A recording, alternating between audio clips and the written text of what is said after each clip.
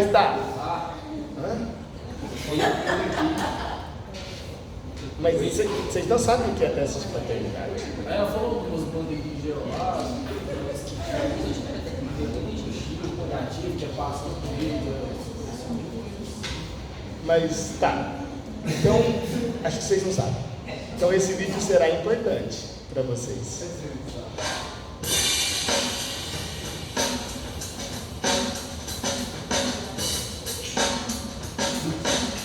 É da Unifesp. Olá, sou a professora Cíntia, do Departamento de Medicina Legal da Faculdade de Medicina da USP, e hoje estou aqui para dar para vocês a aula sobre realização de testes de paternidade dentro da disciplina de Genética e Bioestatística. Para que a gente possa falar sobre esse assunto, vamos introduzir alguns conceitos. Um dos resultados mais interessantes do projeto Genoma Humano foi a descoberta de que aproximadamente 99,9% do genoma humano é comum entre quaisquer indivíduos, ou seja, apenas 0,1% é onde estão as diferenças entre cada um de nós. Esse 0,1% corresponde a mais ou menos 3 bilhões de pares de base, que são o que denominamos de polimorfismos. Esses polimorfismos resultam, então, na variabilidade que a gente encontra dentro das populações e, portanto, essa variabilidade é o que nos dá a individualidade e a identidade de cada um de nós. Essa individualidade e essa identidade única serve, portanto, para que a gente possa fazer alguns tipos de testes, como, por exemplo, determinação de paternidade ou outros vínculos genéticos, identificação de criminosos e vítimas em casos forenses, determinação de cigosidade em caso de gêmeos e aconselhamentos genéticos em casos de diagnósticos de doenças genéticas. Para que se faça essas identificações, especialmente em testes de paternidade, nós utilizamos alguns tipos de marcadores genéticos que possibilitam dois tipos de resultado: a exclusão da paternidade ou a probabilidade daquela paternidade. Os marcadores que atualmente são utilizados para esses testes são marcadores denominados de STRs, ou pequenas repetições em tândem, ou então conhecidos como microsatélites. Esses marcadores estão localizados em locais únicos do nosso genoma, especificamente num determinado cromossomo. E esses STRs se baseiam na repetição de um bloquinho de pares de base. Esses bloquinhos podem ter de 2 a 6 pares de base que vão se repetindo em tândem. Nessa figura, por exemplo, nós temos um exemplo de repetição de um bloquinho GA-EA que vai se repetindo várias vezes em determinado local da sequência. Esses marcadores, como nós já falamos, estão localizados em locais únicos do genoma e espalhados aleatoriamente dentro das populações, entre os indivíduos da população. Portanto, cada indivíduo carrega 2 cópias desses polimorfismos, desses marcadores genéticos. Essas cópias podem ser iguais, número iguais de repetição desses bloquinhos, e aí a pessoa será uma homozigota, ou indivíduos podem ser heterozigotos, ou seja, carregar cópias, número de repetições diferentes em cada um dos cromossomos homólogos daquele determinado par. Esse número de repetições, que é variável dentro da população, é representado pelo exato número dessas repetições, ou seja, as pessoas são identificadas numericamente para cada um dos marcadores. Então, uma pessoa pode ser 4, pois ela possui 4 repetições em cada um dos cromossomos, ou outro indivíduo pode ser 6, porque carrega 3 repetições desses bloquinhos num cromossomo e 6 repetições no outro cromossomo. Esses marcadores são úteis em testes de paternidade por conta da herança que eles carregam, ou seja, cada um de nós recebe um marcador desse da mãe e o outro do pai.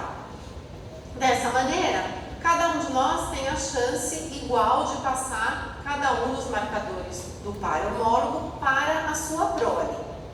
Esses marcadores são amplificados no laboratório por meio da técnica de PCR. Nós podemos visualizar o resultado com a utilização de géis de eletroforese, como exemplificado nessa figura. A análise de um teste de paternidade se faz da seguinte maneira. Primeiramente, nós vamos comparar o resultado observado na criança com a mãe, pois consideramos a mãe sempre verdadeira. Então, cada uma dessas bandas representa um número de amplificações daqueles marcadores. Então, teremos que verificar na criança o que foi herdado da mãe e retirar na nossa análise. O que sobrar na criança, obrigatoriamente, tem que ter sido herdado do pai biológico. E, portanto, se observarmos esse suposto pai número 4, percebemos que ele não tem essa banda de 47 repetições que é observada na criança. Portanto, ele pode ser descartado ou excluído como possível pai biológico dessa criança.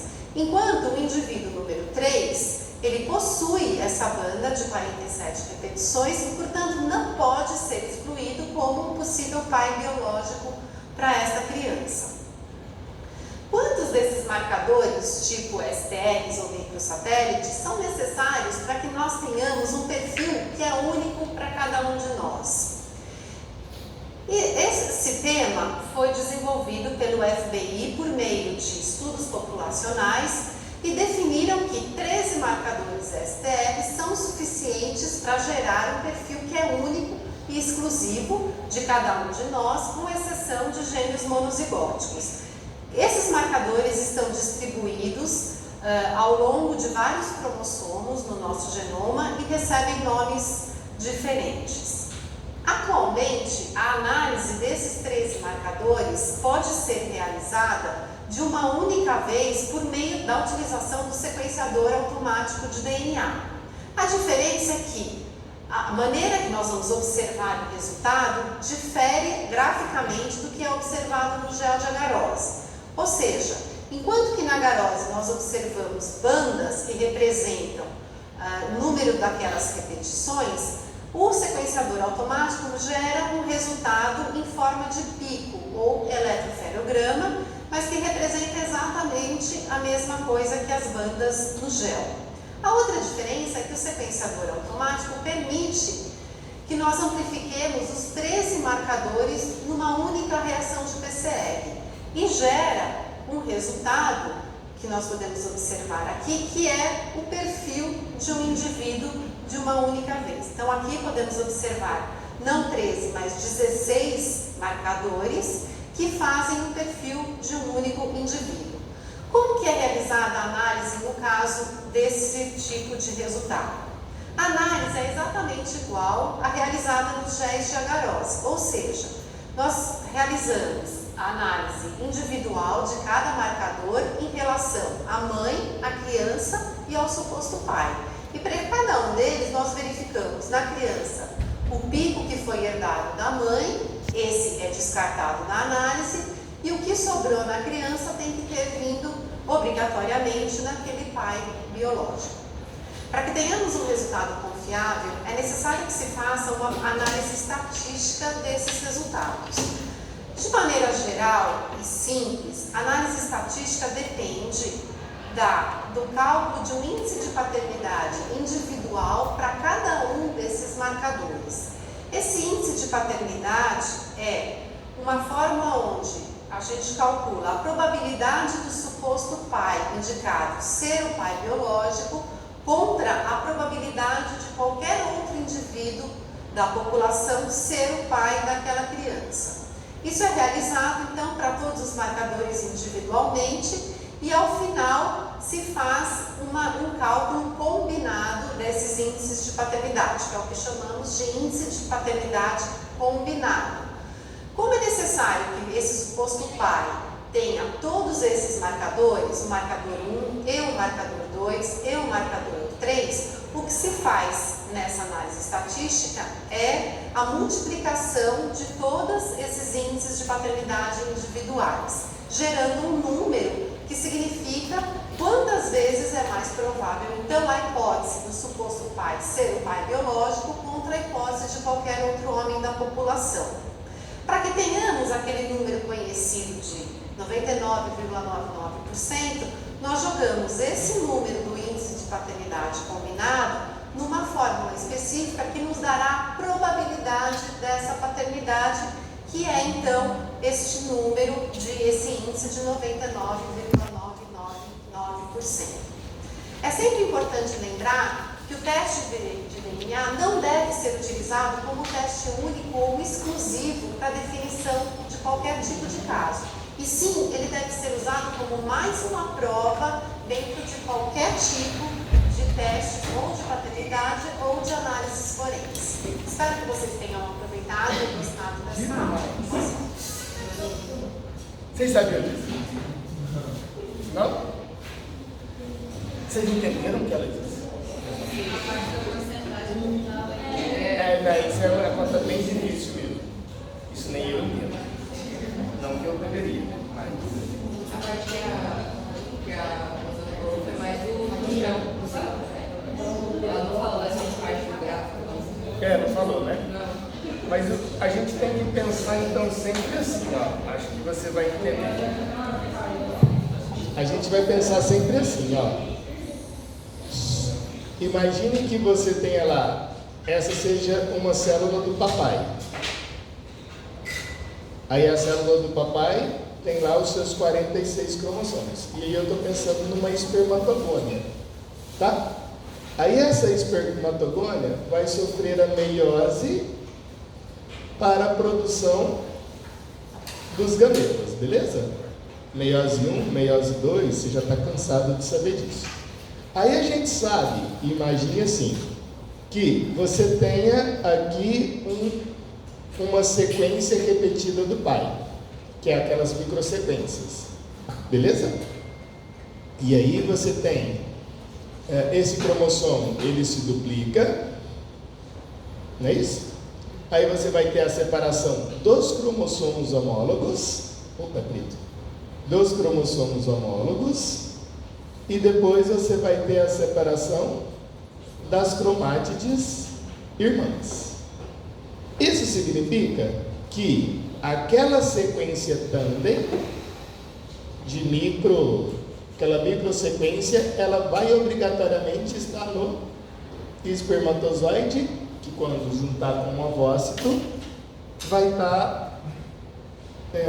formar a criancinha. E aí a gente precisa só de 13 sequências dessas, que são passados nos diferentes cromossomos, para que eu consiga então verificar se realmente a criança ela vai ser do pai 1 ou do pai 2. Sim? Concorda com isso? Então a gente tem que lembrar do raciocínio da formação dos gametas para que isso tenha lógica. E aí então, ó, cada uma dessas sequências que você está vendo no gel, cada uma dessas sequências que a gente está vendo no gel, é uma dessas sequências ST e R. Isso não é um gene inteiro, igual, não sei se você pensava que seria um gene inteiro, alguma coisa assim. Não, são sequências ST e R, que são pequenas sequências do material genético que diferem de pessoa para pessoa. Então, se a gente pensar assim, nossa, 99,9% do genoma humano é idêntico com todo mundo. 0,1% é o que difere. Significa que essas sequências também não está aqui, porque todo mundo é idêntico. Está aqui, no que difere um do outro.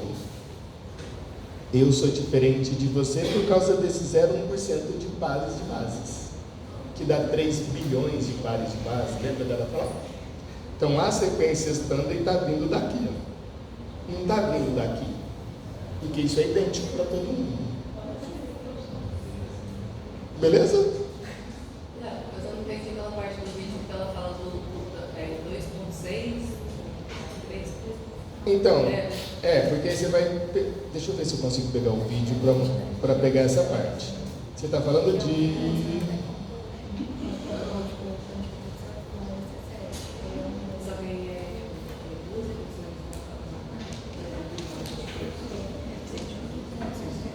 Não tem jeito de eu voltar aqui o vídeo, infelizmente, porque a nossa internet não é boa. Mas você entendeu?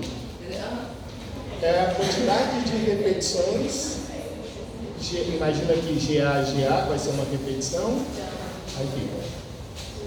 Isso em um cromossomo, né? Aí, nossa, essa pessoa tem 3 repetições aqui, no cromossomo número 1, e no cromossomo homólogo dele, ele também tem 3 repetições. Aí seria uma pessoa, 3. Nossa, vamos pensar que no homólogo dele ele tenha 4 repetições. Aí seria uma pessoa, 3, 4. Para cada uma das 13 sequências tandem. A gente faz isso para cada uma delas. Aí, por exemplo, nossa, se pode passar isso aqui para o filho, ou pode passar isso aqui para o filho. Porque você tem a separação dos cromossomos homólogos e depois a separação das cromátides irmãs. Então você tem a chance de passar esse 3 para o filho, ou esse outro, né? Se fosse ou 3 ou 4. Isso para os 13. Aí por isso que você faz a combinação. Hã?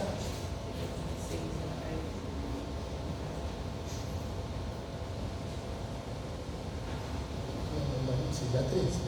Não, então é 13 que diferencia de um Pronto. do outro. E cada fita você vai contar a quantidade que tem em cada fita, né? Em cada fita. Não em cada fita, em cada cromossomo. Lembra que são 46 cromossomos. Tipo, deixa eu desenhar bonitinho para ficar, para você entender isso. Imagina então assim, ó. Imagina que isso vai ser a nossa célula. Aí você tem 46 cromossomos. Você tem o cromossomo 1 que veio do seu pai e o cromossomo 1 que veio da sua mãe. Certo? Esses dois são cromossomos homólogos. Vamos imaginar que nessa região do cromossomo, ó, você tenha 3 repetições. Beleza? E nessa região do cromossomo você tenha 4 repetições. Ah, tá, vai ter a parte da mãe você descarta, mas você compara com o filho, descarta da mãe e aí vai continuar só com Não, mas calma. Isso é a célula paterna, pensa nisso. Isso é o pai. Aí o que vai acontecer? Pensa que isso aqui é a minha, né, espermatogônia. Aí eu vou ter que duplicar o material genético lá no período da intérfase, e aí, claro, isso aqui duplica. Sim? Vou duplicar o material genético e isso aqui duplica. Beleza? Aí você tem a meiose 1. Na meiose 1 você tem a anáfase 1. Tá? E aí essa célula vai formar 2 células filhas, e cada célula filha vai ter um dos 2 cromossomos duplicados. Então, imagine que o de cima fica o 3,3 e o de baixo o 4,4, porque duplicou. E aí começa agora meiose 2. Agora você vai ter que separar os cromossomos, as cromátides irmãs. E aí você vai ter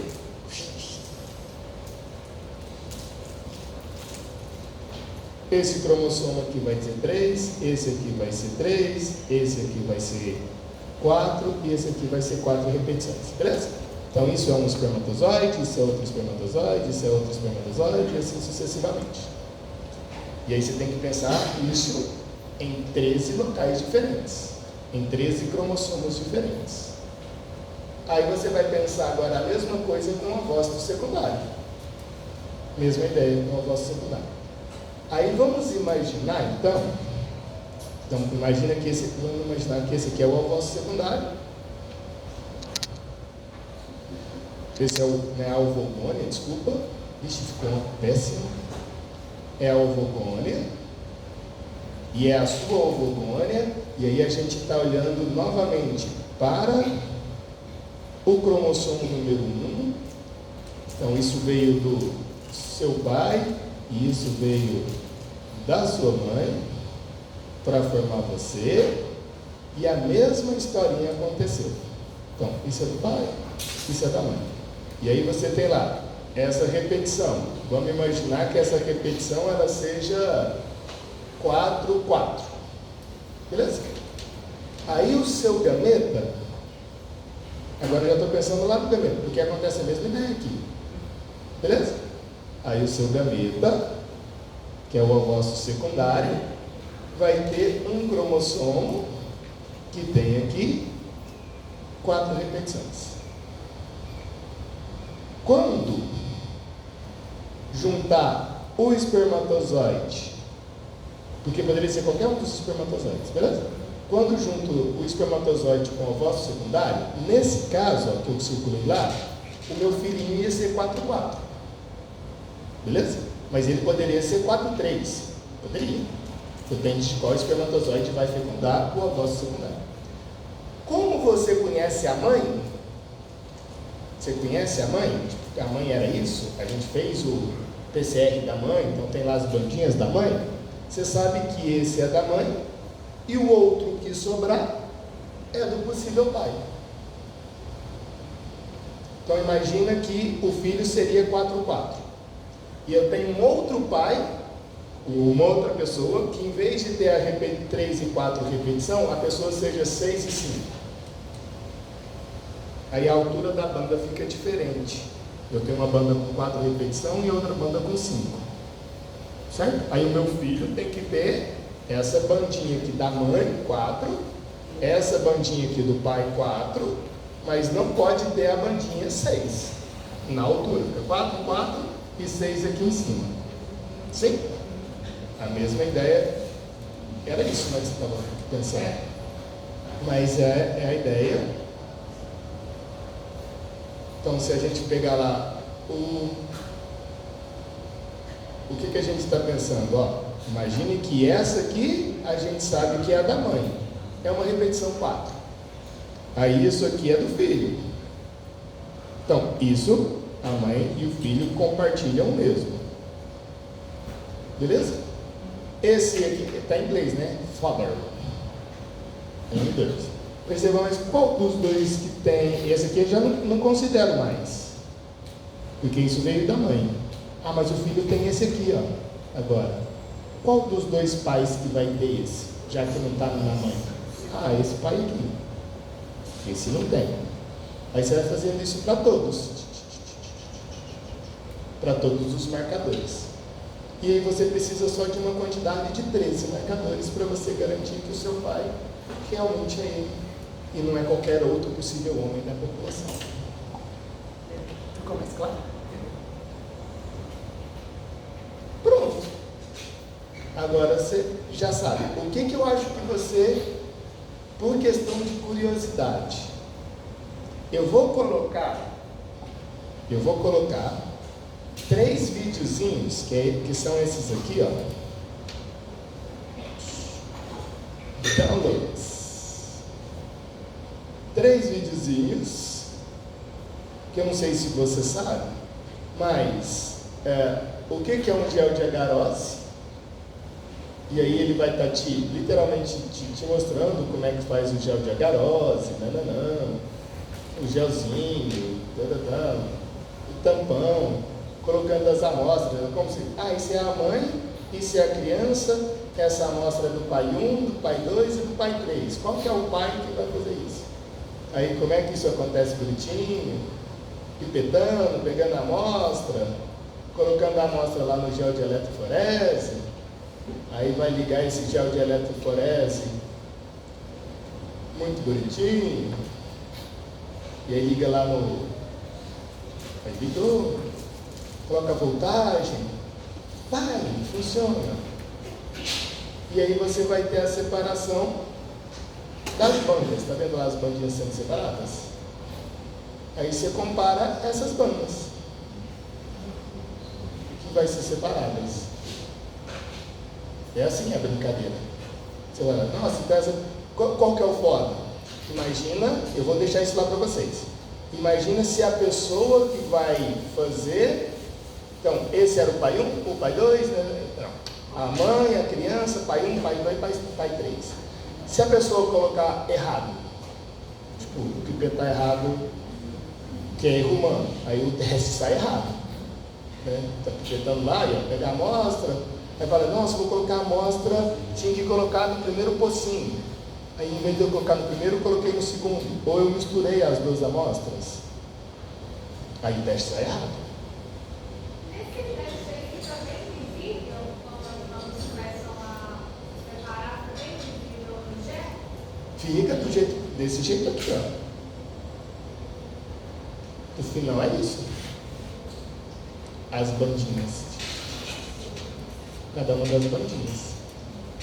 É tudo bem visível. Porque cada pessoa tem uma quantidade de repetição exclusiva, que é o que faz a gente ser diferente.